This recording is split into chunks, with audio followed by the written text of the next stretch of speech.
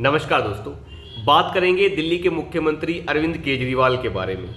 अरविंद केजरीवाल को 9वां सम्मन दे दिया है एनफोर्समेंट डायरेक्टरेट ने, यानी प्रवर्तन निदेशालय ने उन्हें 9वीं बार सम्मन कर दिया है दिल्ली के आबकारी यानी शराब घोटाले के मामले में, और 9वीं बार उन्हें बुलाया है, यानी 21 मार्च को उन्हें पेश होना होगा एनफोर्समेंट डायरेक्टरेट के सामने।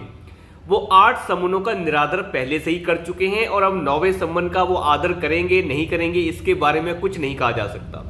वो पहले से कहते आए हैं कि ये जितने भी सम्मन उन्हें भेजे जा रहे हैं ये इलीगल हैं, और इन्हीं सम्मन्स के खिलाफ जो है कल सुनवाई भी चल रही थी राउज एवेन्यू कोर्ट में। वहां पर जाकर अरविंद केजरीवाल ने एक बार भी ये नहीं कहा कि ये सम्मन इलीगल है, और वहां पर जाकर ये कहा कि इन सम्मन्स पे मैं नहीं आया, मैं इसलिए माफी चाहता हूं, फिलहाल मुझे बेल दे दीजिए।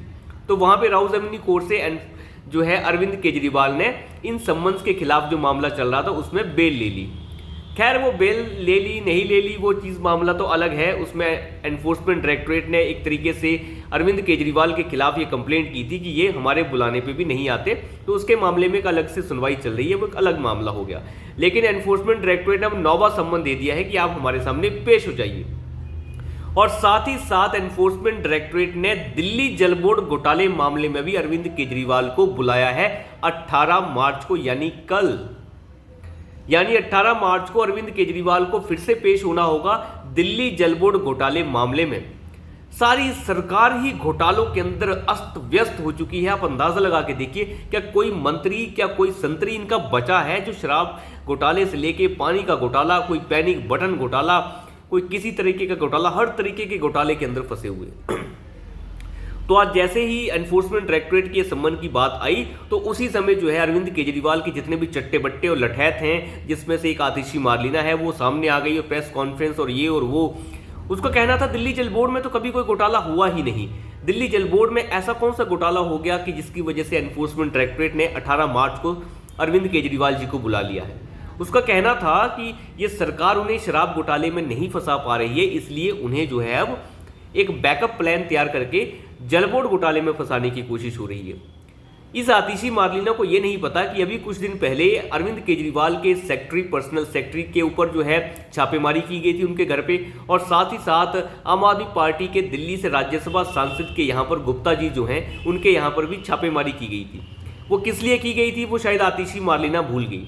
एनफोर्समेंट डायरेक्टरेट ने अपने सम्मन में यह साफ तरीके से लिखा हुआ है कि दिल्ली जल बोर्ड के अंदर जो भी ठेके दिए गए हैं, इलेक्ट्रोमैग्नेटिक जो वाटर पंप्स होते हैं, इलेक्ट्रोमैग्नेटिक जो वाटर मीटर्स होते हैं, जो फ्लो मीटर लगाए जाते हैं, उनकी चेकिंग के लिए, उन्हें इंस्टॉलेशन के लिए, उनकी सैंपलिंग के लिए जिस ठेके को दिया गया उस ठेके के अंदर लगभग 40 करोड़ रुपए का गमन पाया गया है। इसलिए ये सम्मन जो है दिल्ली जल बोर्ड के हिसाब से अरविंद केजरीवाल को दिया गया है, क्योंकि अरविंद केजरीवाल पहले जो होते थे दिल्ली जल बोर्ड के चेयरमैन भी हुआ करते थे। फिलहाल तो अरविंद केजरीवाल किसी चीज़ का चेयरमैन नहीं है, कोई भी पोर्टफोलियो अरविंद केजरीवाल के पास नहीं है। तो ऐसे मामले के अंदर अब जो है अरविंद केजरीवाल को दिल्ली जल बोर्ड के घोटाले का सम्मन भी दे दिया गया है, क्योंकि उस समय अरविंद केजरीवाल ही चेयरमैन हुआ करता था। तो अब अंदाजा लगा के देखिए कि किस तरीके से आम आदमी पार्टी जो है पूरी तरीके से फंसी हुई है।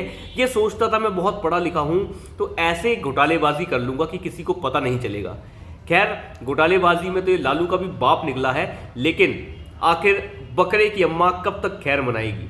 तो अरविंद केजरीवाल को 21 तारीख को आबकारी मामले यानी शराब घोटाले मामले में पेश होना है, और साथ ही साथ कल यानी 18 मार्च को जल बोर्ड घोटाले मामले में पेश होना है। कई बार ये लोग कोर्ट जाते हैं, वहां जाकर नहीं कहते कि जो सम्मन हमें एनफोर्समेंट डायरेक्टरेट भेज रहा है ये सम्मन जो है इलीगल है। वहां जाकर कहते हैं कि हम हाजिर नहीं हुए, कोई बात नहीं सर, हमसे गलती होगी। ये क्या मतलब है? बाहर आके मुंह फाड़ के कहने लग जाते हैं कि सम्मन इलीगल है, ये वो है, ये है। किस तरीके की मानसिकता जो है भारत के राजनेताओं की हो गई? चोरों की तरह चोरियां कर रहे हैं लेकिन जाना नहीं चाहते। फिर कहते हैं भारतीय जनता पार्टी में भी चोर हैं। अरे होंगे भैया उसमें चोर, लेकिन आप ये बताइए कि आप चोर हैं कि नहीं है। उसमें चोर होंगे, वो उन चोरों को आप पकड़ लीजिएगा जब आप सत्ता में आएंगे। फिलहाल वो सत्ता में है जिसकी लाठी उसी की भैंस। और अब ये बताइए कि आप चोर हैं या नहीं है। अगर आप चोर हैं तो आपको भारतीय जनता पार्टी पकड़कर ठीक कर रही है, और मुझे नहीं लगता ऐसे लोगों को छोड़ा जाना चाहिए। दिल्ली की जनता का सत्यानाश मार दिया इस आदमी ने, सारा पैसा खत्म कर दिया। मैं आपको बताऊं दिल्ली जल बोर्ड जो है शीला दीक्षित के समय, जब शीला दीक्षित छोड़ के गई थी उस समय 600 करोड़ रुपए मुनाफे में चलता था ये। दिल्ली जल बोर्ड। आज दिल्ली जल बोर्ड जो है 70,000 करोड़ रुपए से ज़्यादा के घाटे में चल रहा है। फ्री पानी दे देंगे, फ्री मीटर लगा देंगे, किसी का बिल जो है 2 लाख रुपए आया है, अरे अम्मा इसे फाड़ दो, इस बिल की ज़रूरत नहीं है, इस बिल को फाड़ दो, बाढ़ के फेंक दो, कोई ज़रूरत नहीं है देने की, मैं माफ़ कर दूंगा।